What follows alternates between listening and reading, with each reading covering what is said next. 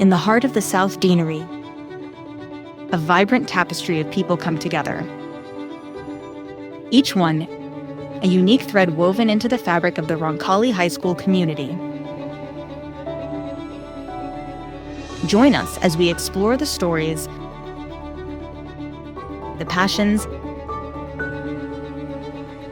and the shared spirit that unites us all.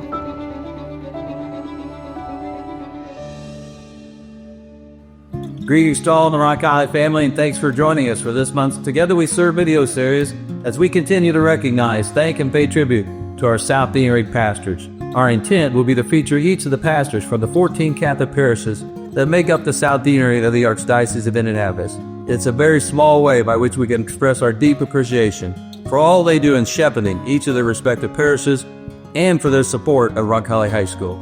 This month, I'm delighted to be joined by Father Tim Wyciskalla. Father Tim was born and raised right here on the south side of Indianapolis, a proud St. Barbara's Warrior graduate and a 2006 Roncalli graduate. He was ordained a priest by then Archbishop Joseph Tobin, now Cardinal Tobin, on June the 7th, 2014. During his first 11 years of ministry, he had served 4 different parishes, also been chaplain coordinator of Roncalli, and completed his degree in canon law in Rome. Father Tim currently serves as pastor of St. John Catholic Church in downtown Indianapolis, while also serving as the Vicar of Clergy. Father Tim, thanks for joining us. Thanks, Rick. For all wonderful ministry you provide for the parish of Turin, South Side, and the Archdiocese. It's great to be here. Thank you very much. Good to have you. If you would, for our listeners, can you take us back a little bit? Where did your vocation come from? Just how did that come to be? Well, as you said, I was born and raised on the south side with the St. Barnabas Catholic Church and school. And so I would say my vocation would have been born as a child, just growing up there. Even if I didn't explicitly think about being a priest at that time, we always had great priests at St. Barnabas, Father Shira, Father Matt, Father Jimmy Farrell, when I was a kid. So the idea of priesthood was always something that we held great respect for. And as I got older, especially after Roncalli, it was the first time I ever explicitly thought of, what if God's calling me to be a priest? And as that thought kept going into my mind, as I would think about it, it kept drawing me. I came to a point where I decided, I really am not going to be able to figure this out unless I give it a try in seminary. So my senior year at Roncalli, 2005-06, that year I made a decision to go to Mary in the following year and to enroll at Bishop Brute. So it was just through, it was always in my life, but that was kind of when I decided to at least give it a try. But again, going to seminary doesn't mean you're going to be a priest, but at least then I was able to discern fully if that's where God was calling me, and obviously it turned out that's where I felt it was. So we're glad you answered that call.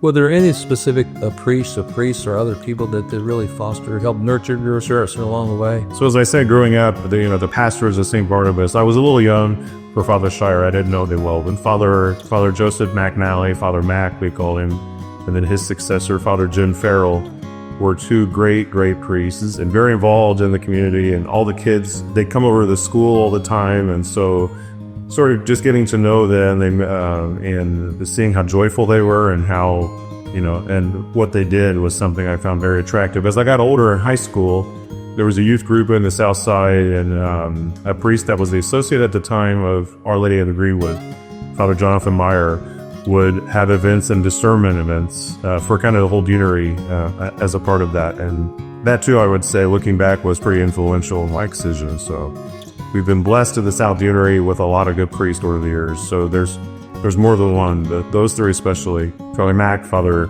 Jim Farrell, and Father Jonathan Meyer, were big in my discernment time. Great.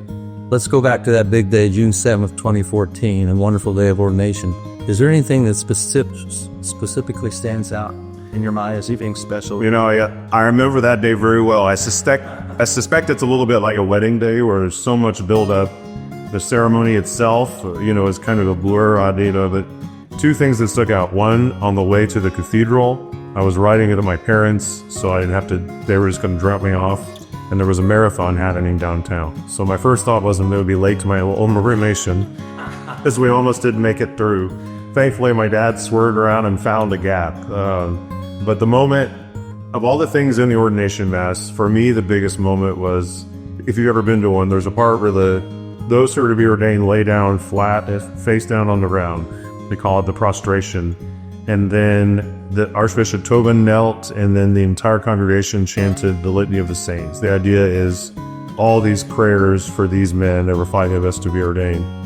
And I remember, because it was, you just lay there, so it's all you can do is really think and pray, and that was probably just the power of all that, of what was happening really, really struck me. So even to this day, when I go to ordination, is that part of the Mass. There's so many things, that happen, but that part is one of the most powerful, I think. That's beautiful, and that's really beautiful. Celebrating the Mass, celebrating the Eucharist has to be just an incredible privilege. But other parts of the ministry that you found enjoyment in? This might sound kind of ironic, because people might think of this as one of the more difficult parts, but hearing confessions, the sacrament of reconciliation. So I would say outside of the Mass, outside the Eucharist, being able to celebrate that with people is one of the most powerful. And I think it's because so often people think that we're seeing them at their worst at that moment, when really we're seeing them at their best, because they're coming to ask God for forgiveness. And to see what if like for those, for me just to be the instrument through which God then is able to reach out and heal and forgive, and very often heal very deep wounds. And, and to see when they leave, this sort of lightness of that it's probably, other than consecrating the host, it's probably the most tangible moment where you feel like that God's grace is working through you. Yeah, I'd say.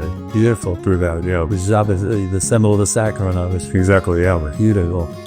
Saints, favorite saint or favorite saints that you've been attracted to? My favorite saint, and this has been this way for a long time, is St. Thomas Aquinas. So he was a 13th century monk and a theologian, and I always enjoyed, especially in seminary, that enjoyed the study of theology, and there's just something about the way he writes, the clarity that he uses is very systematic. He's the patron saint of theology students. In some ways, he's the patron saint of Catholic academic thought. He's kind of considered our premier theologian in the history of the church, as far as, as how that can be done, And for him, he didn't live all that long. He lived 40 years in his life. He was fairly well known in his life, but the fact that some 800 years later, 700 years later, we're still using his texts as the primary text for seminarians and things like that is incredible to me. He loved the scriptures, but he loved bringing in Aristotle and Plato and all the other worldly knowledge as well. So as someone that spent a great deal of my life in school, and 8 years of seminary, 3 years of canon law, to see him as kind of like a patron for academic work, I think and I've always just found him fascinating. Great. Well, you're pastor of a thriving parish in downtown Indianapolis. You've got a key leadership role in the archdiocese, so I suspect free time is scarce. I'm never bored. When you get a minute of free time, what do you like to do with your free time? It's a lot of priests have certain hobbies like golfing or fishing and for me, it's really, I'm an extrovert, so I kind of recharge with people. So my family is still very close by. Most of my family still lives on the south side in Hill Valley and such, where I grew up. So just sort of being around, just going to see family and friends. A lot of my friends, most of whom I went to Roncalli with, I still see quite a bit, and now that they live around here with their families and wherever they are in their lives, we try to get, find time to get together. So for me, in free time, if at all possible, then, just to kind of go hang out with people is kind of the easiest way to do it. And so, Good. Well, again, you spoke about answering God's call kind of there in high school, but if Father Tim had not answered the call of the priesthood, what do you think Tim Wyciskalla was doing today? Who knows? I think, I think honestly, I'd probably, because I thought about this as well when I was thinking about college, I probably would have ended up being an attorney and or at least try to go to law school. I kind of like that. I did mock trial when I was around Roncalli, and I always enjoyed that. Ironically, I became a canon lawyer once I was a priest. So, but that's it. In another universe, that's probably what I would have been, a lawyer. No, if I would have been nearly as happy as I am right now, who knows? But it's some sort of practice of the law, probably. Yeah. Good. Well, thanks for joining us this month, and on behalf of everyone at Roncalli, thanks for your ministry. We're certainly very proud of you, proud of all our alums who have answered God's call for the priesthood. Very much appreciated. Thank you very much for having me. To Maria, thank you. Thanks to all of you who joined us again this month, and please be sure to tune in next month. Until then, would you please join me in praying daily for Father Tim and his brother priests here in the Archdiocese, and all the clergy around the world who are charged with bringing the Word of God to the four corners of the world. May God bless them. May God bless their ministry and their lives. Until then, God bless you. Go Royals, and St. John the 23rd, pray for us.